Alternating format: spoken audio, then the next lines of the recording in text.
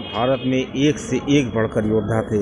यहाँ तक कि कुछ योद्धा ऐसे थे जिनको अपनी प्रतिभा दिखाने का मौका ही नहीं मिला, नहीं तो युद्ध के परिणाम ही कुछ और होते। दोस्तों, ऐसे ही एक योद्धा थे विदुर।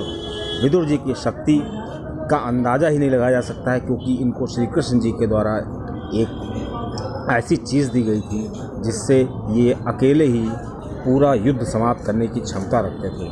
दोस्तों, आइए जानते हैं कि विदुर जी कौन थे और इनके पास ऐसी कौन सी शक्ति थी जिससे ये ऐसा कर सकते थे।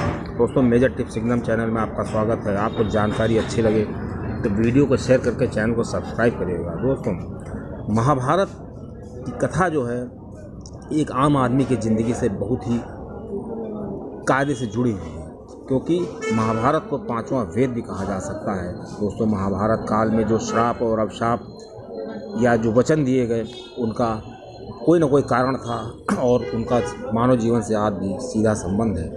दोस्तों, जो राजा शांतनु थे और सत्यवती, इनका विवाह हुआ था और दोनों की जो संतानें थीं वो इस प्रकार थीं कि विचित्रवीर और चित्रांगद इनके पुत्र थे। दोस्तों, विचित्रवीर और चित्रांगद इनकी एक साथ एक ऐसी घटनाएं हुई थी कि इनके कोई भी उत्तराधिकारी ऐसा नहीं था जो गद्दी पर बैठ सके। दोस्तों, इसके बाद जो भीष्म पितामह जी थे, ये इनकी दूसरी पत्नी जो थी, पहली पत्नी जो थी वो गंगा जी के पुत्र थे। अब जब शांतनु जी का दूसरा विवाह हुआ तो उनके पिता ने, उस लड़की के पिता ने ये शर्त रखी थी कि जो हस्तिनापुर की गद्दी पर हमारी पुत्री का पुत्र बैठेगा।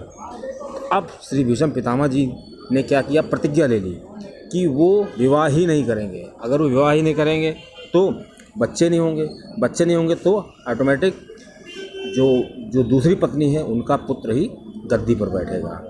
अब दोस्तों, जो इनके दूसरी शांतनु जी का बहुत ही कम उम्र में देहांत हो गया था, तो इनके दो भाई थे विचित्रवीर और चित्रांगद। इनका पालन पोषण बच्चे की तरह श्री भीष्म पितामह जी ने किया था। अब दोस्तों, जो विचित्रवीर जी थे उनके साथ कुछ ऐसी घटना घटी कि चित्रांगद ने गंधर्व सेना के साथ युद्ध किया और गंधर्व सेना काफ़ी पावरफुल थी, इसलिए इनका उसमें देहांत हो गया।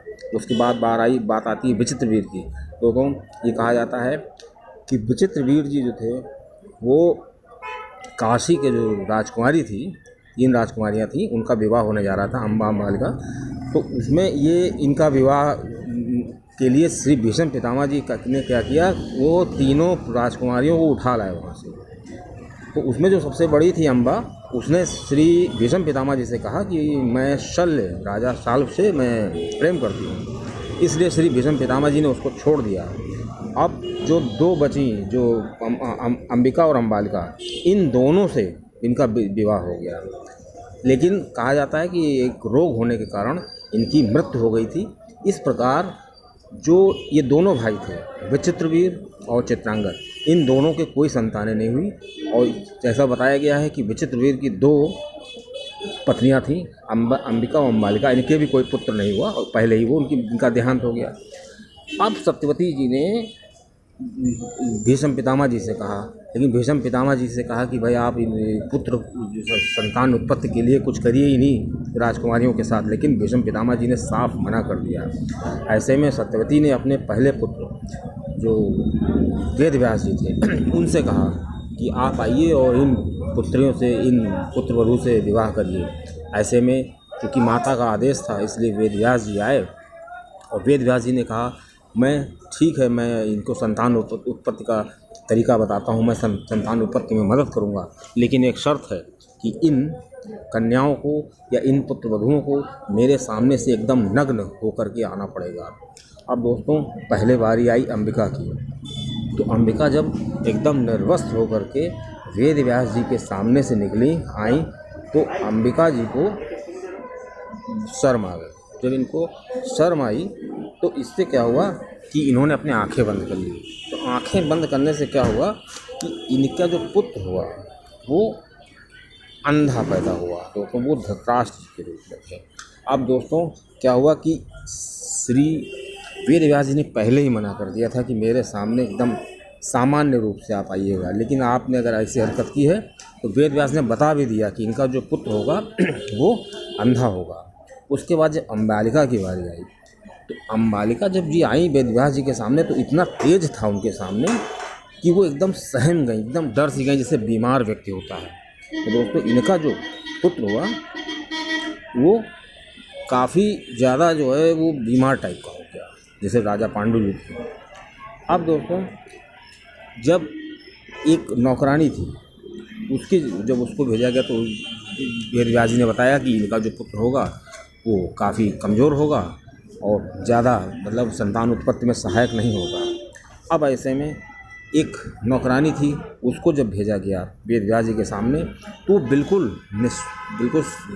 सामान्य रूप से गई और बिल्कुल नहीं डरी उनके सामने। दोस्तों ऐसे में जो उसका जो पुत्र हुआ वो बहुत ही ज़्यादा नीतिवान, बहुत ही धर्मपरायण और बहुत ही ज्ञानी स्वस्थ हुआ। दोस्तों वही पुत्र जो था विदुर था। दोस्तों इसी तरह जो धृतराष्ट्र जी थे, विदुर और पांडु ये सब भाई भाई थे। अब दोस्तों जो राजगद्दी थी वो सबसे पहले पांडु को मिली थी, लेकिन पांडु जी की जब मृत्यु हो गई उसके बाद धृतराष्ट्र जी बैठे थे उस पर। अब विदुर जी के पास एक तरीका ये था कि वो जो हस्तिनापुर का राज्य होगा हस्तिनापुर के राज्य के साथ रहेंगे और हस्तिनापुर की गद्दी पर बैठे धृतराष्ट्र।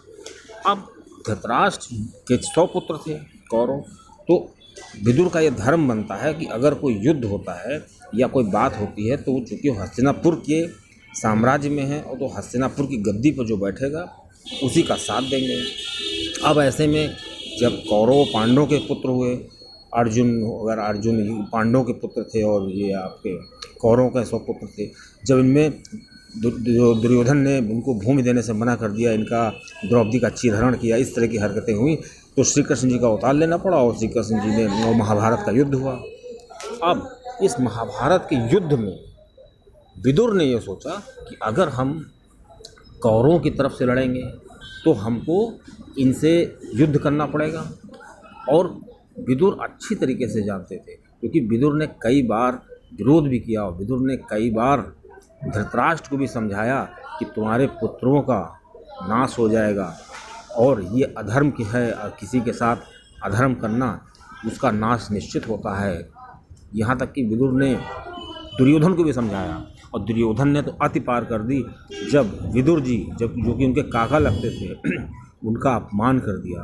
दोस्तों अपशब्द भी कहे तब विदुर जी शांत हो गए। अब विदुर जी सोच रहे थे कि अगर कौरव पांडवों का युद्ध होगा, क्योंकि वो बहुत बड़े ज्ञानी थे और नीतिवान थे, वो जानते थे कि धर्म का पड़ला ही भारी होगा और श्री कृष्ण जैसे भगवान जिसके साथ हैं उसको भला कौन हरा सकता है।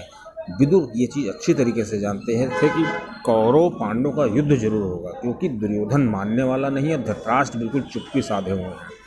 ऐसे में उधर श्री कृष्ण जी हैं और वो जब जहाँ पर होंगे वहाँ पर तो विजय पक्की है। तो विदुर जी को ये पता था कि अगर ये लड़ाई होती है, युद्ध होता है तो जीत तो हमेशा पांडवों की होगी, अर्जुन की जीत होगी। अब विदुर की मजबूरी ये थी कि अगर वो युद्ध करेंगे तो पांडवों की तरफ से युद्ध कर नहीं सकते, उनको तो हस्तिनापुर की तरफ से ही लड़ाई करनी पड़ेगी। अब दोस्तों इसीलिए जो विदुर थे उन्होंने त्याग कर दिया, उन्होंने बिल्कुल अपना जो अस्त्र शस्त्र थे सब तोड़ ताड़ डाले। उन्होंने कहा मैं किसी की तरफ से युद्ध नहीं करूँगा, बिल्कुल लड़ाई नहीं करूँगा। दोस्तों विदुर के पास एक धनुष था जो श्री कृष्ण जी ने दिया।